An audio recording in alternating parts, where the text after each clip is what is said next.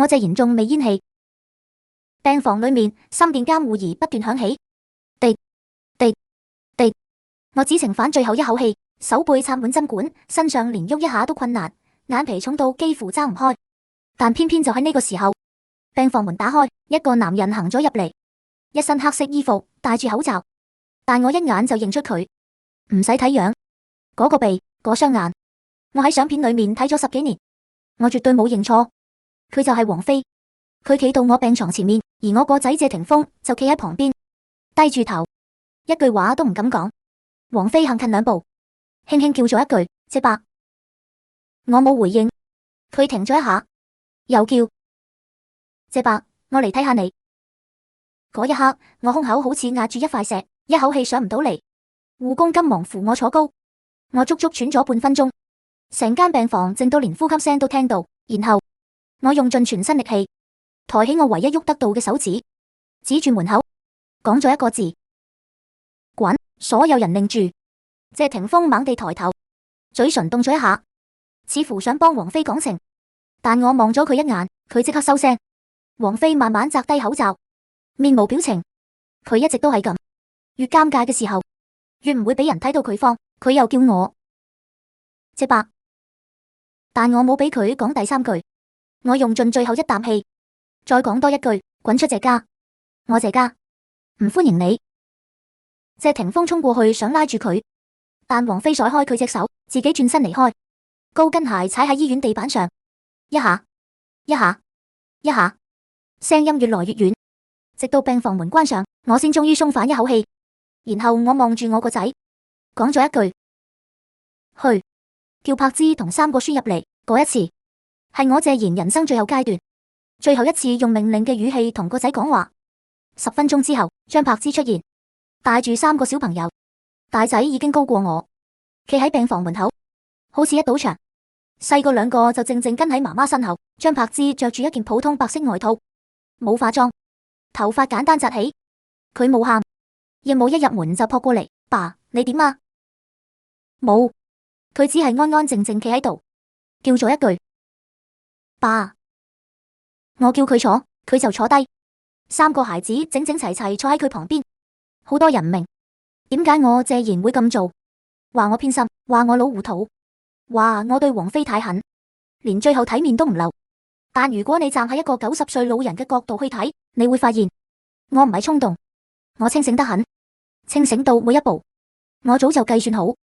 一個老人家最怕嘅唔係死亡，活到呢個年紀，生死早就睇淡，最怕嘅係自己走咗之後個家散。我見過太多豪門，兄弟因為錢反目，夫妻因為利益分開，子女因為遺產爭到你死我活。一棟再豪華嘅大宅，如果裏面冇人守，一日之間都可以變成廢墟。一個家族倒下，從來唔係外面打進嚟，而係裏面開始爛。所以我一定要趁自己仲清醒，將所有嘢安排好。你以為我係壽宴嗰晚俾王菲一句說話激嬲，先決定一次？錯，嗰晚只不過係最後一根稻草。我心裏面嗰本賬早就寫咗15年。我睇住張柏芝，睇咗整整15年。由佢嫁入謝家開始，我睇佢點樣做人，點樣帶孩子，點樣面對全世界嘅流言。有人笑佢，有人罵佢，有人等住睇佢跌落谷底，但佢從來冇怨，冇罵人，冇利用孩子做籌碼。佢就一個字：撐。撐住3個孩子，撐住所有壓力，撐住謝家曾經俾佢嘅責任。而王菲呢？我承認佢優秀，佢有才華，佢聰明。佢同謝霆鋒一齊嘅時候，我個仔確實開心。但謝家要嘅唔止係開心，謝家要嘅係一個可以守住個家嘅人，一個孩子半夜發燒會第一時間起身嘅人，一個家族出事會企喺最前面嘅人，一個將來可以站喺靈堂前代表謝家嘅人。而呢啲張柏芝做到了，所以我最後決定將謝家交俾佢。但係你以為我謝賢做呢一切只係為了偏幫張柏芝？錯。如果你真係咁諗，你就完全未睇懂謝家呢盤棋。一個家族最危險嘅時候，唔係冇錢，唔係冇名，而係當所有人都只顧自己感受嗰一刻。我活咗90年，見過太多所謂嘅愛情。年輕嗰陣，我都相信愛情可以打敗一切，我都試過為一個人瘋狂，試過為一段感情不顧後果，所以我唔係唔明謝霆鋒，我明，甚至我比任何人都明，因為佢係我個仔，佢身上流住我謝賢嘅血，佢骨子裏面有一種倔強，有一種唔肯低頭。但問題就係，一個男人年輕的時候可以為愛情瘋狂，但一個男人有咗家庭之後就唔可以只為自己活。你可以愛一個女人，但你唔可以因為愛一個女人忘記你背後仲有幾個人等緊你。謝霆鋒最大嘅問題唔係佢愛錯人，而係佢一直分唔清自己究竟係一個男人定係一個永遠長唔大嘅男仔。我第一次真正對佢失望，唔係因為王菲，係因為張柏芝離開謝家嗰幾年，外面所有人都話張柏芝輸咗，話王菲贏咗，話謝霆鋒終於選擇咗自己最愛嘅女人，但係冇人問過一句張柏芝呢幾年點過，冇人問過三個孩子夜晚喊爸爸嗰陣邊個抱住佢哋，冇人問過孩子生日嗰日邊個一早起來準備蛋糕，冇人問過發燒入院嗰晚邊個坐喺醫院走廊瞓着。傳媒只睇到娛樂新聞，但一個老人家睇到嘅係生活，係一復一日嘅堅持。我記得有一年冬天，香港落大雨，我去睇孫仔，嗰日司機臨時有事，張柏芝自己一個人帶住3個小朋友出門，返嚟嗰陣雨落到成條街都濕晒。我喺窗口見到佢，一隻手拎住幾個袋，另一隻手拖住2個孩子，最細嗰個仲未夠高，行2步跌一次，佢自己半邊身濕晒。但佢第一句唔係叫辛苦，而係問凍唔凍啊？鞋仔濕唔濕啊？我喺樓上望住，一句聲都冇出，因為嗰一刻我突然明白一件事：一個人真正愛一個家，唔係講幾多甜言蜜語，係落雨嗰陣，你會唔會企喺前面擋雨？所以後來有人問我：謝生，你點解仲認張柏芝係謝家人？我話：因為有啲關係唔係一張紙可以決定。法律可以宣布離婚，但法律決定唔到一個女人15年付出嘅重量。結婚證可以撕，但一個母親半夜抱住孩子流過嘅眼淚撕唔掉。當然，我亦都知道有人會話我老思想，話我守舊，話我接受唔到新時代。但我想講，每一個時代都有自己嘅規則。年輕人追求自由，冇錯；追求幸福都冇錯。但自由唔代表可以逃避責任，幸福唔代表可以犧牲別人。尤其一個男人，你擁有越多，你承擔嘅責任就越大。你唔係普通人，你係謝霆鋒，你後面有3個孩子，有一個等你回頭嘅父親，有一個曾經陪你走過人生最低谷嘅女人，仲有一個爆年謝家。我最痛心嘅唔係王菲出現，而係我睇住自己個仔慢慢變成一個只識追逐自己感覺嘅人。佢以前唔係咁，細個嘅時候，謝霆鋒其實好重感情。佢第一次賺錢買嘅第一份禮物，唔係俾自己，係買俾屋企人。佢話爸爸媽媽辛苦咗，嗰陣我就知道呢個仔有心，所以我一直相信佢只係迷路，唔係變壞。直到壽宴嗰晚，嗰句說話出現之前，我仲有一絲希望。我希望王菲可以明白，希望佢可以融入，希望佢可以接受。謝家唔係普通家庭，呢度唔只有愛情，仲有責任。但嗰一晚，我終於明白。有啲人唔係唔善良，只係佢從來冇準備好進入另一個人生。壽宴之後第3日，我叫謝霆鋒返嚟，我問佢：你知唔知我點解唔開心？佢坐喺我面前，沉默咗好耐，最後講：因為柏芝。我聽完之後真係想笑。我話：你到而家都仲以為問題係女人，問題一直都係你自己。我問佢：如果有一日我唔喺度，謝家亂晒，3個孩子冇人撐，你仲會唔會覺得愛情係最大嘅事？佢冇回答，因為佢答唔出來。一個人年輕的時候，總覺得失去愛情就等於失去全世界，但去到我呢個年紀先知道，真正會陪你走到最後嘅，唔係你曾經愛得最剛烈嘅人，而係你最困難嗰陣仲留喺你身邊嘅人。所以我開始安排一次，我叫律師重新整理文件，我叫管家整理家族資產，我甚至重新檢查每一份保險、每一個賬戶、每一項安排。有人問我：謝佬，你係咪太狠？我話唔係狠，係一個老人最後嘅責任。我唔怕死，我怕我死之後，謝霆鋒繼續逃避。我怕3個孫仔長大之後問：爺爺，當年你點解唔保護我哋？我答唔出，所以趁我仲有氣，趁我仲有權，趁我仲可以講一句，呢件事聽我要幫佢哋鋪好條路。但真正令我決定把最後一張牌打出去嘅，唔係壽宴，而係一次深夜。張柏芝帶住3個孩子嚟醫院睇我，嗰晚我身體好差，連坐起來都有困難。3個孩子見到我，第一時間唔係問爺爺你有幾多錢，唔係問謝家以後屬於邊個，佢哋第一句話係爺爺你痛唔痛？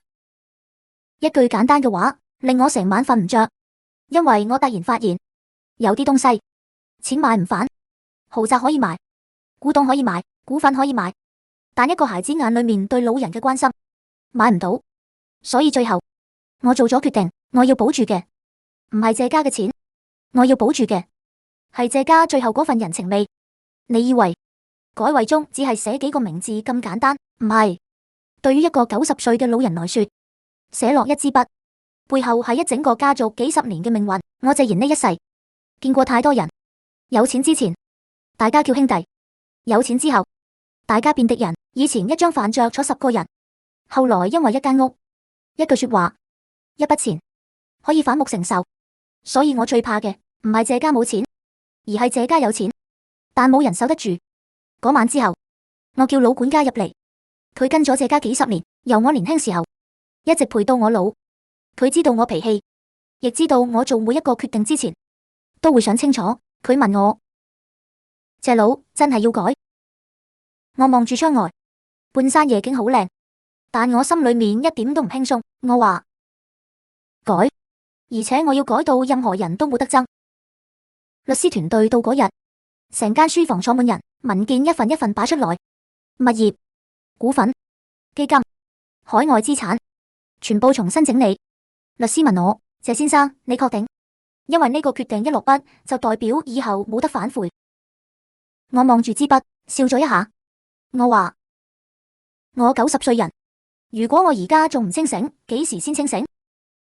有人以為我將資產留俾張柏芝，其實唔完全係。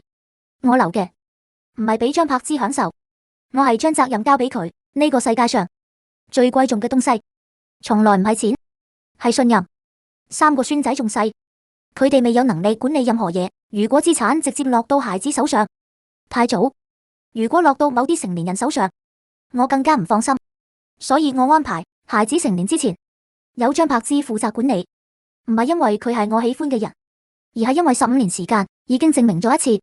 15年，一個女人可以演1年，可以演5年，但演唔到15年。鏡頭前面可以裝，鏡頭後面裝唔到。孩子半夜發燒，冇記者拍；凌晨煮飯，冇人點讚；學校家長會，冇閃光燈。真正嘅責任永遠發生喺無人睇見嘅地方。我見過張柏芝最辛苦嗰幾年，外面全部聲音都唔幫佢。有人話佢唔夠好，有人話佢人生失敗，有人等住睇佢笑話，但佢做咗一件事，就係繼續照顧孩子，一句怨言都冇。反而我個仔呢，謝霆鋒，我知道佢辛苦，我知道佢內心有掙扎，但有時候男人最大嘅敵人唔係別人，係自己逃避責任嘅習慣。遺囑簽之前，我單獨叫謝霆鋒入房，嗰陣佢已經知道我要做咩。佢坐低，冇以前咁硬，反而好安靜。我問佢：你怪唔怪我？佢望住地下，過咗好耐，佢話：爸，我唔知。我聽完呢3個字，心裏面反而舒服咗，因為至少佢開始面對以前嘅謝霆鋒，遇到問題會選擇走，但嗰一刻佢第一次冇走。我話：霆鋒，你記住，我唔係要拆散你，我係要你醒。你可以愛一個女人，但你唔可以忘記你係一個爸爸。佢眼紅咗，但忍住。佢問：如果我唔同意呢？我話：你可以唔同意，但你要問自己，你想做一個追求愛情嘅男人，定係做一個守護家庭嘅男人？房間靜咗好耐，最後佢低聲講：爸，我明，但我知道明白一件事同做到一件事係兩回事，所以我仲要做最後一步。我帶佢去見3個孩子。嗰晚3個小朋友喺客廳玩，謝霆鋒坐喺旁邊。一開始佢有啲唔自然，因為太耐冇真正面對呢個身份，佢唔知道應該講咩，唔知道應該點開始。突然，最細嗰個跑過嚟，拉住佢隻手，問：爸爸，你今晚唔走啦？一句話，謝霆鋒整個人僵住，因為小朋友唔識講大道理，佢哋唔識分析感情，佢哋只知道爸爸以前成日出現，又成日離開。嗰一刻，我見到謝霆鋒眼裏面有一樣嘢，唔係愧疚，係醒覺。一個男人真正成熟，唔係賺到幾多錢，唔係有幾多人認識，而係有一日你發現有人等你回家，而你終於願意返去。之後，王菲亦都知道咗呢件事，佢問謝霆鋒：你爸爸真係咁決定？謝霆鋒冇回答，因為呢次佢冇在第一時間保護愛情，而係開始保護責任。王菲呢個人，我從來冇否認過佢優秀，佢有才華，有魅力，有自己嘅人生。但謝家需要嘅唔只係一個令我個仔開心嘅女人，而係一個可以陪謝家面對風雨嘅人。有一晚，王菲親自嚟謝家，唔係爭，唔係鬧，佢只係想見我。我坐喺客廳，佢企喺門口。以前我哋之間有好多話，但嗰晚反而冇幾句。佢叫我謝伯，我點咗點頭。我問佢：你覺得自己輸咗？佢搖頭，佢話：我唔覺得。我聽完反而尊重佢，因為至少佢仲有自己嘅驕傲。我話：你冇輸，感情裏面冇贏家輸家，只係有啱唔啱位置。佢望住我問：如果當年我早啲明白呢啲，會唔會唔一樣？我冇回答，因為人生最大嘅遺憾就係冇如果。有啲路行錯一步就返唔到原點。嗰晚王菲離開之前，企喺門口停咗幾秒，佢望住謝家大門，好似想記住呢個地方，然後轉身走。我冇叫住佢，亦冇挽留，因為有啲門一旦關上，唔係因為恨，而係因為每個人都要為自己嘅選擇負責。之後我正式簽下最後一份文件，落筆嗰一刻，我手一直震。律師問我要唔要休息一下，我話不用。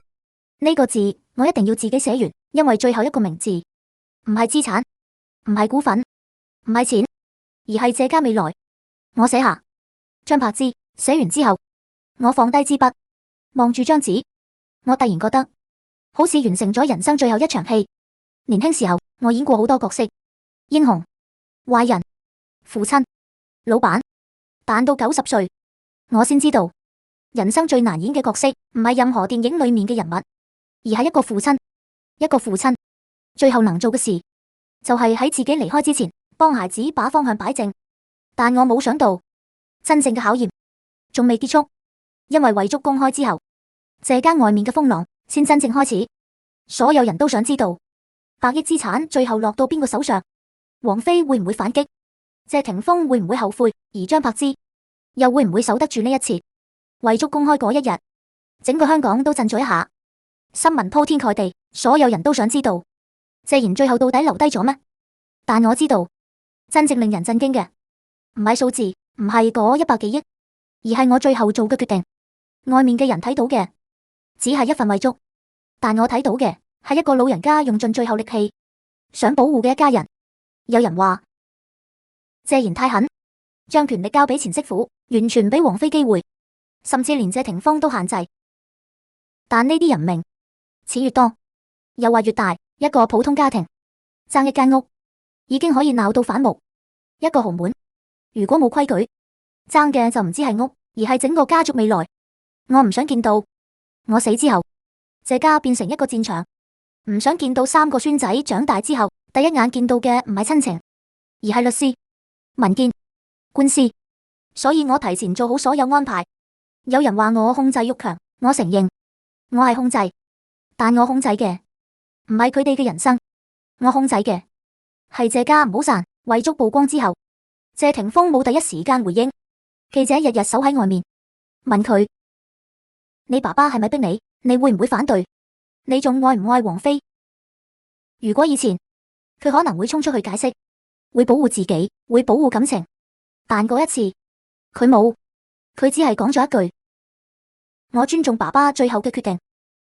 一句說話好簡單，但我聽到之後心裏面第一次真正放鬆，因為我知道我個仔終於開始明白，一個男人唔係贏得全世界掌聲，而係承擔自己應該承擔嘅東西。之後嗰段時間，謝霆鋒開始改變，以前返謝家，佢總係坐一陣就走，好似呢度只係一個酒店，住得舒服，但唔屬於自己。但後來佢開始留低，陪孩子食飯，陪老人家傾偈，陪張柏芝處理屋企大大小小嘅事情。有一次，我問佢：你而家開心嗎？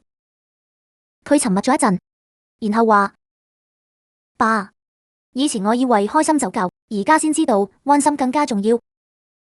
我聽完冇出聲，但心裏面好安慰，因為呢句話等咗我好多年。至於張柏芝，接過約辭嗰日，佢冇開心到大喊，亦冇向外界證明自己贏咗，佢只係一個人坐喺客廳，打開嗰份文件，睇咗好耐。老管家問佢：少奶奶，你唔開心？佢搖頭，話唔係，我只係覺得壓力好大。我相信真正值得託付嘅人，唔係聽到100億會笑嘅人，而係聽到100億之後，第一反應係我要負責。張柏芝知道呢唔係獎勵，係責任。從嗰日起，謝家嘅門重新開返，但唔係為任何一個人開，係為孩子開。3個小朋友重新有咗一個穩定嘅家。